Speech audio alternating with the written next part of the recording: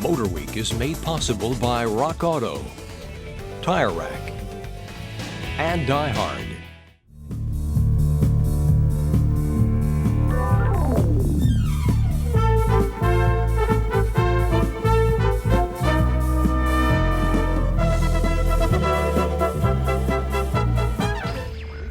John Davis. Well, hello and welcome again to MotorWeek. You know, in those places in the country where it gets cold, it's still cold. And if you're still driving in snow, we have a test of the latest four-wheel drive Jeep Cherokee. But those of you who live in warmer climates might be more interested in our second test subject, the luxurious BMW L7. Pat Goss will have a few words for everyone about carburetors and chokes, and Beth Nardone will show us the latest product of the Chrysler-Shelby union. In between, we'll take a look at our fleet of long-term test vehicles. Speaking of which, this new Jeep Cherokee here reminds us of a long-term test car from the past, our '84 Jeep Wagoneer. We drove our Wagoneer for more than 20,000 miles and learned just how tough it was. We also learned about its trouble spots. But Jeep has improved a thing or two over the years, so it's time to take another look at one of the most versatile machines to come along this decade. The Jeep Cherokee and Wagoneer have been big sellers for American motors, thanks to a careful mating of luxury and utility.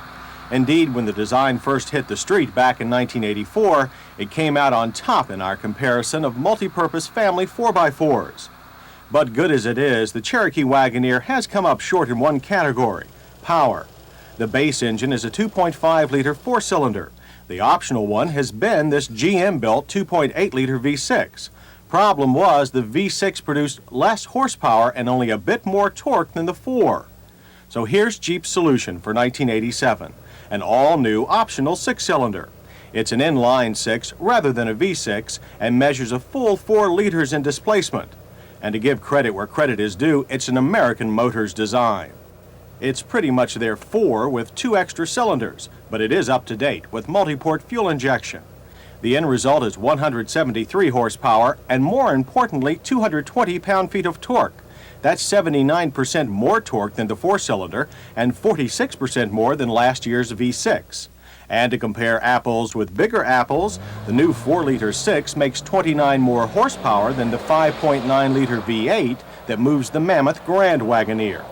So the Wagoneer and Cherokee are now the fastest wagons in the Jeep fleet and in their multi-purpose vehicle class.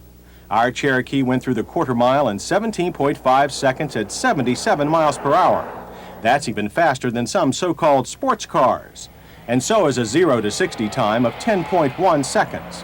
Our test Cherokee came with a new 4-speed automatic, but 4- and 5-speed manuals are also available. As for handling, the Cherokee hasn't changed much. It's still quite agile for a 4x4. There's lots of scrub from the front tires, but less body roll than we remember in previous Jeeps. The steering is fairly quick, but doesn't transmit a whole lot of road feel back to the driver. As for the brakes, you still get a front disc rear drum combination. And stability is excellent without that top-heavy feeling you get in a lot of other 4x4s. Distances average 121 feet from 55 miles per hour, also good for its class. While most Cherokee Wagoneers will never go far off-road, it's good to know they can handle rough terrain. The optional off-road suspension package uses high-pressure gas shocks to reduce side-to-side body sway. Yet it doesn't decrease highway comfort much. We strongly recommend it. Both the standard part-time command track and optional full-time select track transfer cases can be shifted on the move. For 1987, the console-mounted vacuum switch for the select track system has been eliminated. Now one lever controls all functions. Off-road hood shake is gone too, thanks to new twin hood latches. Inside, there is plenty of room. Yet even with an overuse of chrome trim, the Cherokee has a natty feel that reminds us of the legendary Range Rover. In fact, a new Cherokee Limited model will be aimed directly at the expensive British four-wheeler. The seats are also a high point. Adapted from a Renault design, they are well padded and give great support. On the dash, everything is well laid out and within easy reach. The optional and highly recommended gauge package provides a full array of large, clear analog readouts. And along with a new fourth gear for the automatic transmission, a dash-mounted switch selects shift points for power or comfort. The shifter itself has a new sliding indicator with a boot that is less likely to break than the original design. Jeep has also made a minor but important alteration to the rear seatbelt retainers. They're now built in. The old ones were just sewn and would rip out easily. Access to the cargo area is easy thanks to the rear hatch that swings up and out of the way. The rear window is a fixed unit, though, and we'd like to see a swing-up window that would make loading small items more convenient. New for '87 are convenient cargo floor tie-downs, and the optional full-size spare is side-mounted and takes up little space.